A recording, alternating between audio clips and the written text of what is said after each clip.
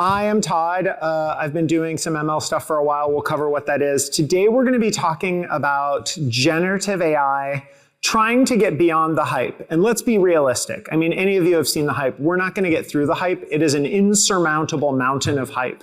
But we're going to do our best. We're going to identify the hype. We're going to figure out where we are and possibly, if we can, identify a few things that do work from an AI perspective, and at least one prediction. You got to have one prediction, and you'll see why. Because if you don't have a prediction, you can't make fun of yourself in the future. So we're just establishing a baseline here of something that will be wrong in the future. That's what we're doing. Okay, so prelude number one. Who am I? Who are you? Why are we all here? Let's start with why. No, we're not going to. So just to clarify, I am not going to answer why we're all here, although I do think it is a useful question to ask. But I'm not going to answer it for you. You have to answer that for yourself. The answer is in your heart. Okay? Who are you? I actually don't know who you are. I know who a few of you are, but only superficially, the way any human can know any other human. So it will more be how I imagine you collectively. So context and disclaimers. I worked on large ML training and serving systems at Google and very briefly at OpenAI for most of the last 15 years. So I either know some stuff or know nothing because all this stuff changes all the time. So it's quite likely none of that experience is actually relevant to anything. I did write a book about some of this stuff with a bunch of other people who are smarter than I, and that was Daria mentioning. If you ask good questions, we're good, just like with the AI thing, good is just indexed to whatever Daria likes. Like, who the hell knows what good is? So try to figure out what Daria likes and then ask a question. I am an AI skeptic, which I think is, I have been getting raft loads of crap from lots of people for not being an AI skeptic. And we're going to go back and we will show that I have consistently been skeptical about this stuff for many years. But Laura Nolan accused me of being a promoter and incessantly promoting AI. So we're going to go back and show that that is not the case. Sure, Laura's not in here, but it's not the case. Trust me. I'm still not sure you should take me seriously. Who I think you are? I think you're a technical audience. I think you run big systems. I think some of those systems already use some little bits of machine learning. Some of them use more of it. And I think all of us, this is probably not true for all of us. Nothing's true for all of us. I live in the US. I've learned recently nothing is true of all of us. But I live in Pennsylvania. Please have mercy on my soul. I am personally deciding the fate of European military security with my vote right now. We've made a series of mistakes as a people, and we'll have to dig out of this. I think many people are annoyed by the AI hype. And what I think is puzzling about it, and we'll talk about this, is there's unquestionably some very painfully large amount of hype, but there's not zero value there. And that actually makes the hype worse, because when you think about, I'm going to offend someone, but if you think about Web3, there was never any there. And you could easily, universally disregard all of it the very first time you looked at it, which made it very convenient because it didn't matter what the hype did. It was obviously vapid nonsense that was never going to happen. And so you just moved on with your life. The AI stuff isn't like that, because every so often someone will show you a thing and you're like, oh, wait, that is A, cool, and B, looks like it might be useful. And that's the problem, is it looks like it might be useful. And I'm going to talk about that gap between might be useful and how could it actually be useful, because there is still a gap. And that's really what I want to understand, is try to talk about the promise minus reality gap. How large is that? But unquestionably, I guess if I am a person who thinks this is not all just very, very fancy autocomplete, I am someone who thinks this is not just very fancy autocomplete. There is more happening there, and there is more value there. All these images were made by DALL-E, unless otherwise noted, so they're hilarious. Okay, prelude number two, just to sort of ground us a little bit. When I say ML, I'm talking about machine learning. This is algorithmic statistics applied to solving problems, often categorization and prediction. Prior to the current wave of machine learning, of the AI, basically prior to November of 2022 when GPT-4 was released, most of the things that people did with machine learning were consumed a large amount of structured data The data had fields that were determined to be features. Those features were either selected by humans or automatically selected by a process called AutoML. And those features needed to be labeled in order to be useful. So this is a good value in our time series. This is a bad one. This is a good ad that people clicked on. This is an ad nobody clicked on. So you needed that labeling. Since 2022, most of what people mean when they talk about GenAI, large language models, and AI in general is they mean these generative models that are trained on huge amounts of unstructured data. The training is unsupervised. So there is no, the right conceptual model, I think, is there's a program that is just learning stuff from a huge amount of data. There is no structured supervision. There is no task that the program is trying to create. It is simply trying to learn the underlying structure of all of the data in order to mimic it, in order to contextually appropriately reproduce whatever is in the data. So once that happens, it can produce new text, it can produce new images, it can produce new videos, and those new images and videos and text are grounded in the patterns that the algorithm learned from the huge amount of training data. So this is not the same thing as most of what we were doing prior to 2021, but it's not fundamentally different in all ways. So most of the presentations I have that are pre-2022 are about an older style of machine learning and a more concrete and much, much smaller and more tractable one, which could explain why I was wrong about almost everything. Sorry, foreshadowing, we're getting to that. Okay, is everybody with me? Who's fallen asleep by now? Raise your, no, just question. Let's begin. Okay, so we're gonna review previous talks that I've given, mostly here, some at OPML, which was a briefly lived USENIX conference that was for production engineering for machine learning. I'm sad, like pandemic basically killed it, but that was actually gonna be an amazing conference and I would have gone all the frickin' time. We're gonna review the previous talks and predictions. Spoiler alert, I was mostly wrong then, which like if you have a Bayesian prior of what you would expect most things I say now to also be wrong. So I think we should definitely assume that. Also for fun, just because you need to have a gimmick. I actually have several gimmicks in here, but one of the gimmicks is they have asked various chatbots to grade, to essentially react to how correct my previous presentations were, both at the time that I made them and how correct they became over time. So I gave it this talk, I think it was at Dublin that year. All our ML ideas are bad and we should feel bad. That was a good title. Some of you may have seen it. Here is what I said we wanted ML to do. We wanted it to automatically maintain monitoring thresholds and maybe add new monitored fields and new alerts if it did it well. We wanted alert suppression and analysis. We wanted automatic capacity planning and capacity need prediction. We wanted validation of canaries, like I'm gonna push this, is this any good? Does it work? Does it work right for all the stuff? Root cause analysis for incidents and outages, that seems great. Like tell me something went wrong, could you just tell me why? Like you have the code base, you have all the stuff I have, you're supposed to be artificially intelligent, this is an artificial data environment, could you just do that for me? And we wanted automatic resource scaling, so like things are getting bad, could you scale it up a little bit?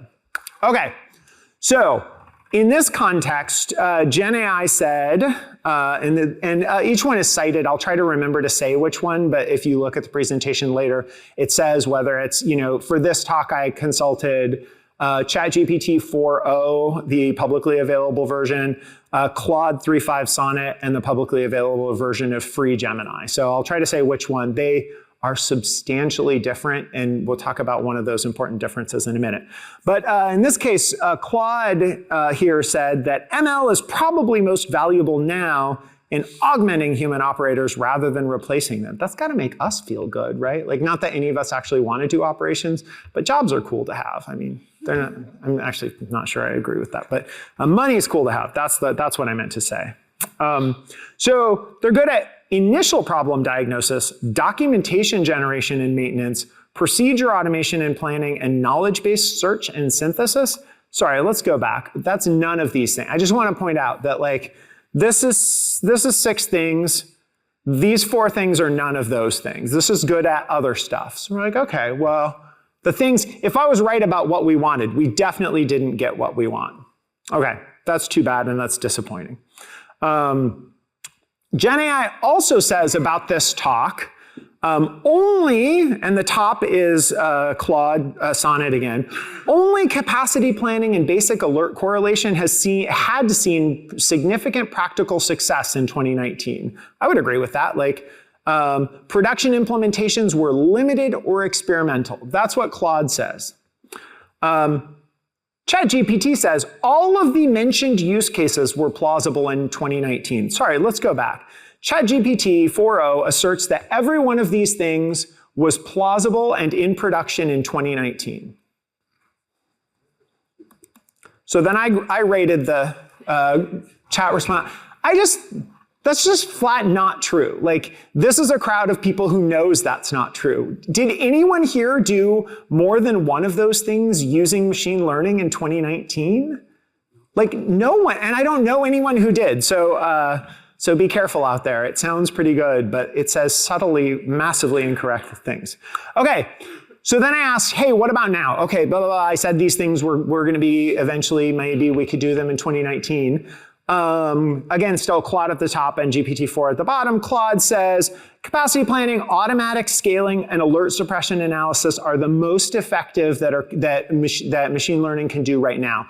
And I will say, like, resource scaling is a freebie. If you have a resource scaling system, if you have a system that requires resources that scales in a single dimension or a small number of correlated dimensions, automatic scaling works great, and a bunch of automatic scaling tools just have ML prediction systems built in, and it works in general slightly better than heuristics because it can learn things like Tuesdays at 9 a.m. in this particular geography tend to be busy that are very difficult to program in heuristics. So that's cool. Claude still says monitoring, maintenance, and canary validation are not that great. It says still challenging, by which it means doesn't work at all. Root cause analysis. Like, the number of people out there who are like, this thing does the root cause analysis. It does not do the root cause analysis. There's a lot of people trying to help humans do the root cause analysis, but it absolutely doesn't do it. Okay. On the other hand, GPT 4.0 says that the following things are mature, effective use cases: monitoring, maintenance, alert suppression analysis, capacity planning, and automatic service and resource scaling. Okay, I think Claude is kind of doing okay here. I'm less convinced. Like, I think that the strong statement of the fact that, like, automatic monitoring maintenance is an effective and mature use case for ML technologies today, I just think that's actually factually untrue. Like, I don't know, like, there may be people here. I was going back in and looking, there's a talk about AI ops from Baidu in SREcon APAC in 2017, who claimed to be using AI for doing monitoring thresholds. And I was like, okay, I'd be thrilled to hear from them whether anything like that system continues to exist and how it's evolved.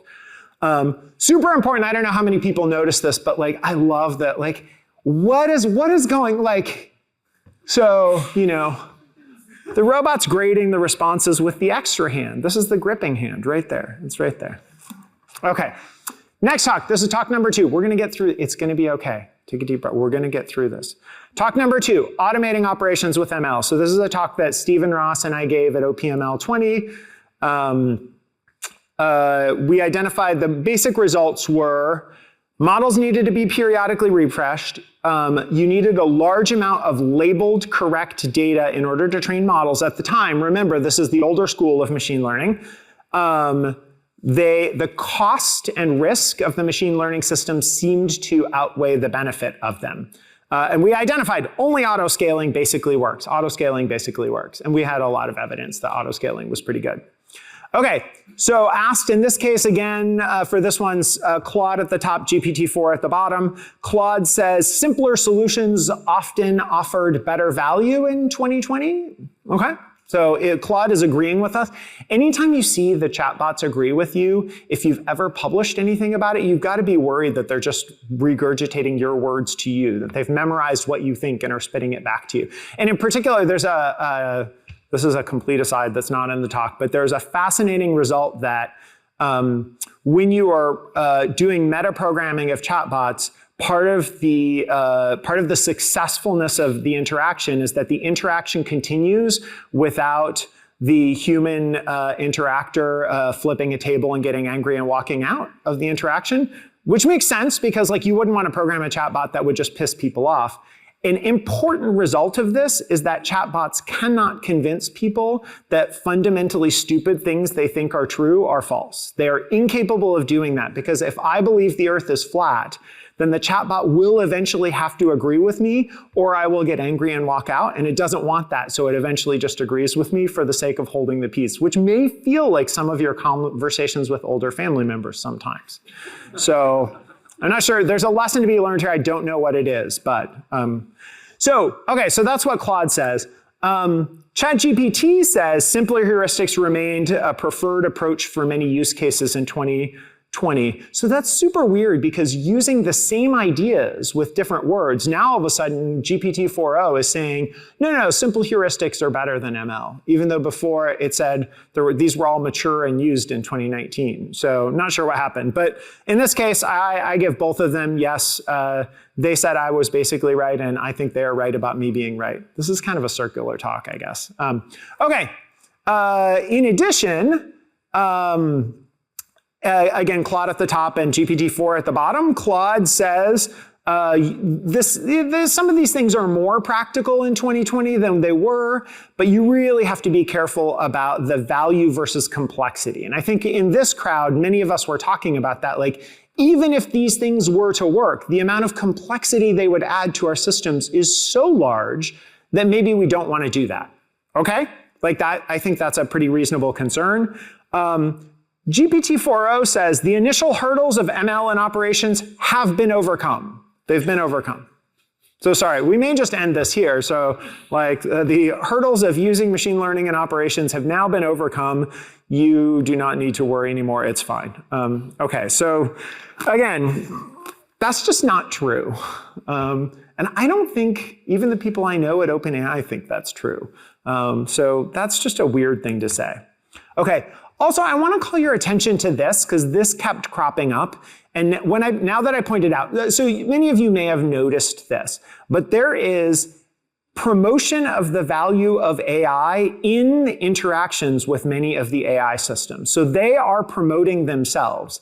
I know it's used differently now, but this matches the original meaning of meme from Richard Dawkins, where it is the idea of a self-replicating idea or system. Like, the chatbots want you to think the chatbots are good so that you'll use the chatbots while you think they're good so that you'll use the chatbots. And they don't actually, they hate it when you anthropomorphize them. I do want to establish that clearly. But it is odd. So the sentence here, organizations can harness the power of ML to drive innovation and efficiency. What a weird thing to include. Like, the question was, is this stuff right? And the answer was, AI is awesome, you should like it. It's just very strange. So keep your eye out for that. Not all of them are equally boostery, but I saw GPT-4 and Gemini are really positive that AI is awesome in this very like West Coast American sense of awesome, and they want you to think it's awesome too. It's very interesting. Okay, there was a paper, this is a very similar paper, Steve Ross and I wrote it. Similar conclusions, like ML makes errors, there's not enough training data, there's some areas where we think it can help, but standard tools are usually better, and you have to have a mature system of maintaining your computers before you should even think about this stuff. And most of us have other higher priority things to do because most of us have not done all the things on our to-do list. In this case, we have Claude at the top and Gemini at the bottom. Claude says this statement was quite prescient. We should just stop right there. And AI said, we were prescient in 2020. I love that. I was prescient. That's so good. It was not a silver bullet for operational challenges. Fundamental operational excellence was still a prerequisite. I'm like, it just sounds like it read the paper and read it back to me. So while it feels good, it doesn't feel substantive and novel. I'm not sure I learned anything from that. That's too bad. Gemini says this was only partially true. It underestimates the potential and progress being made in the field. And, and again, this is the AIs are really excited about themselves and they don't want you to underestimate their potential. So just pay attention to that. It's totally worth playing with this stuff, but pay attention as you interact how often it pauses to tell you how great it is. It may be just a very American technology now that I think about it. Okay. SRE for ML. So this was a first 10 years and the next 10. This was SREcon deep in the heart of pandemic at this point, virtual SREcon in 2020. This is like a flat out prediction. I predicted orgs would adopt the older ML technology and auto ML approaches. Platforms would converge. Training costs were going to plummet. Okay, that's literally right there. It's right there. Training costs are going to plummet. Come on. The APIs are going to standardize, that the model quality evaluation will become ubiquitous. So I graded this. I won't bore you with the long text, but the answer is yeah, some technology got adopted, but then GenAI happened and it was, everything's different now. Platforms did not converge. Training and serving costs really did not go down. That's a polite and gentle way of saying it. They did not go down. Some of the APIs did standardize, for sure. I think, there are simpler APIs now, and the APIs are a little bit more mature. So I wouldn't say standardized, but it's relatively easy to write something that queries multiple LLMs and tries to, figure out which one meets your use case better. There's a lot of challenges with that, so it's somewhat true. Model quality evaluation is not only not ubiquitous, almost nobody does it. They just deploy ML models and YOLO it, hope for the best. That's the whole thing. So this particular set of predictions gets a failing grade with a note that I should see the teacher after class. So that's disappointing for me, but hardly surprising. I think this is the last talk I want to go through. So SRE and ML, does it matter yet? This is a talk from SREcon, I think in Amsterdam. This is where Niall pretended to be the chatbot, the Lambda chatbot, which you've all forgotten about. But there's a hot second there on the internet where that was a chatbot that existed and did some stuff. And I had Niall read things in the voice of the chatbot. So in these are two very different kinds of predictions I made. And so they're not about what exactly does this set of technologies do. They're not exactly about how should we adopt them into the workflows that we have. This was more general. I was predicting that we, as a group of people who do reliability engineering and systems engineering and software engineering for large systems, would need to shift professionally into knowing more and doing more about ML.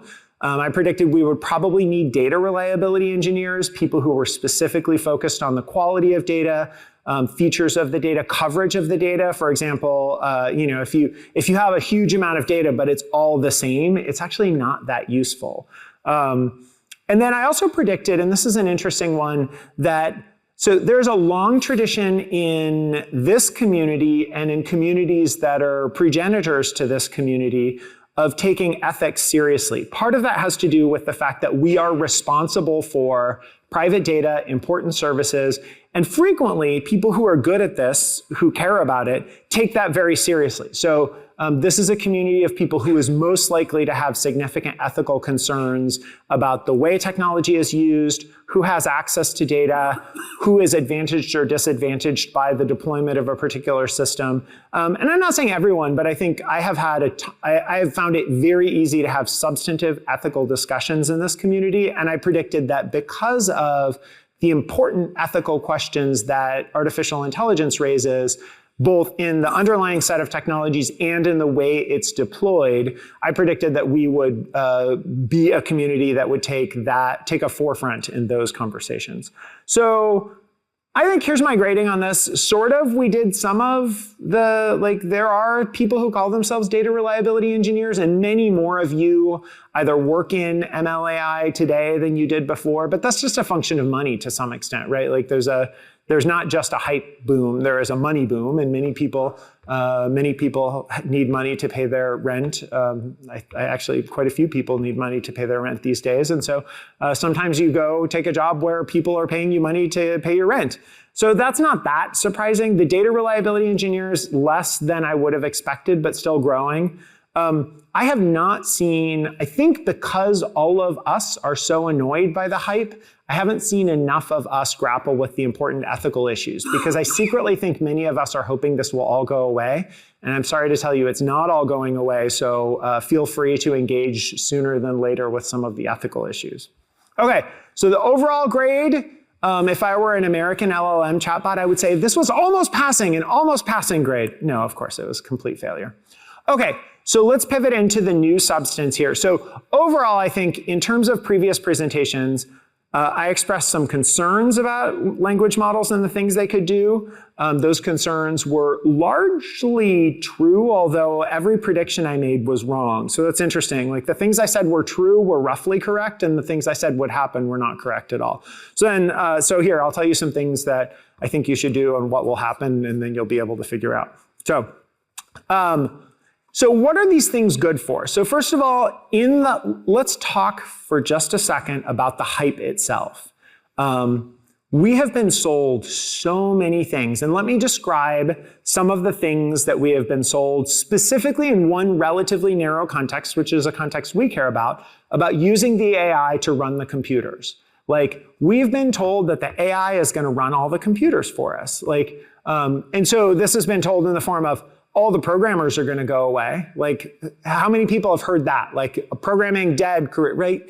Like, how many people have heard, like, we're really going to change the ratio of, people who do production engineering on machines and data centers by 10 to 1, by 100 times ratios. Like, this is a thing that people are seriously saying. So let's specifically talk about it. That subfield, I think I've mentioned it before, is called AI ops. I don't know why it's called AI ops, but it is.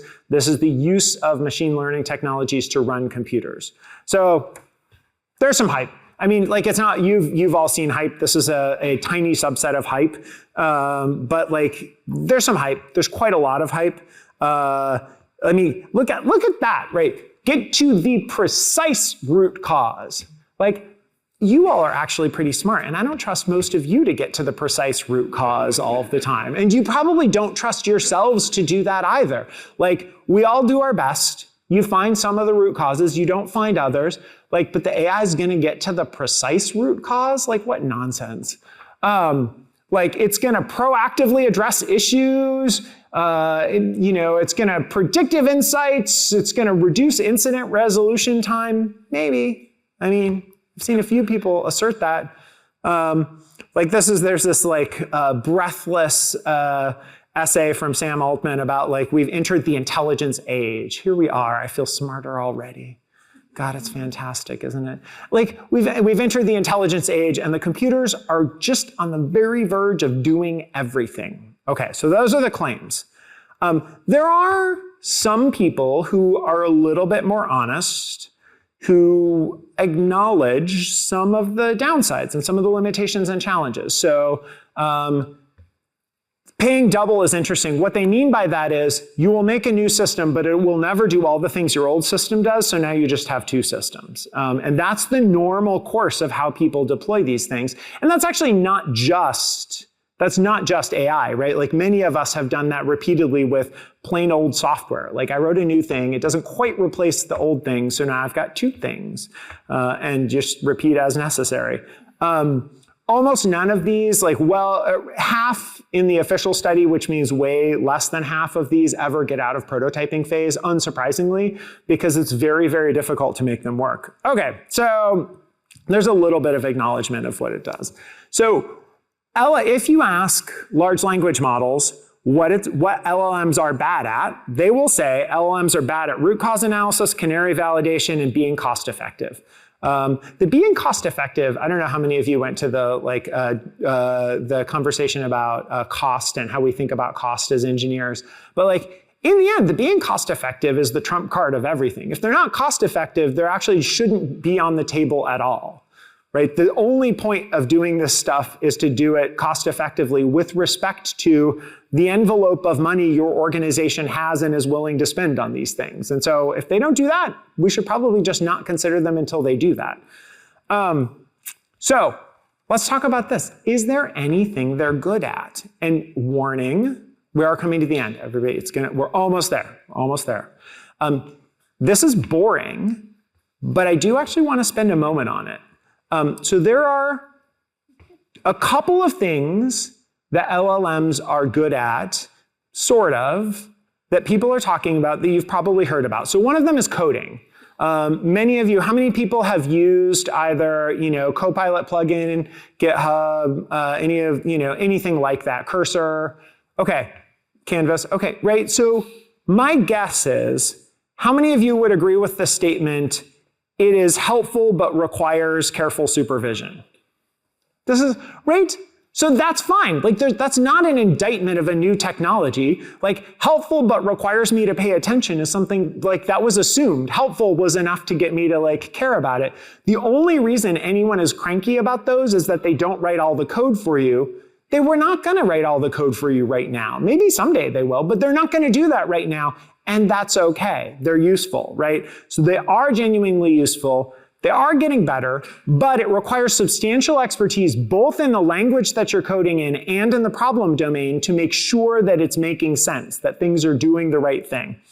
I am a recovering manager, and I will say like the bureaucracy stuff, any of the like organizational bureaucracy stuff is killer. Performance reviews, job descriptions, like the stuff you have to do to live in a capitalist economy and exist as an entity who has management responsibilities. Like there are, I won't out them, but there's quite a few managers I've talked to here who are definitely using chatbots to do first drafts of performance reviews. And you know that too. You're doing them for self-assessments and like, summaries of projects as well. And you should be, that's fine. They're really helpful for that. Okay.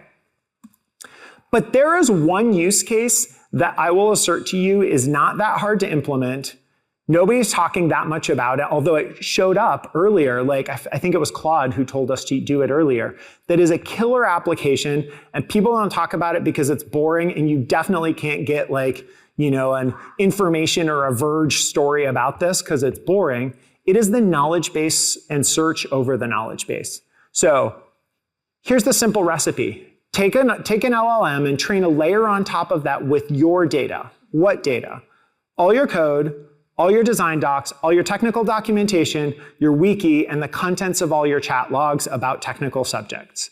So that could be all of Slack, that could be all of Teams, whatever thing you use, and then create an environment where people can ask simple questions. Put it at a very easy to remember URL and walk away from it, and people will flock to it. The benefits are tremendous. Like onboarding of new staff is way, way faster. Debugging of a new system, instead of saying like, I really need to read that thing and understand it, you start with, why do new models have 7 layers and old models had 5 layers? Or why is our deployment footprint different in Europe than it is in South America? Or how many times did we have to upgrade the cable that goes around the west coast of Africa because of congestion issues? Like, those are questions humans have.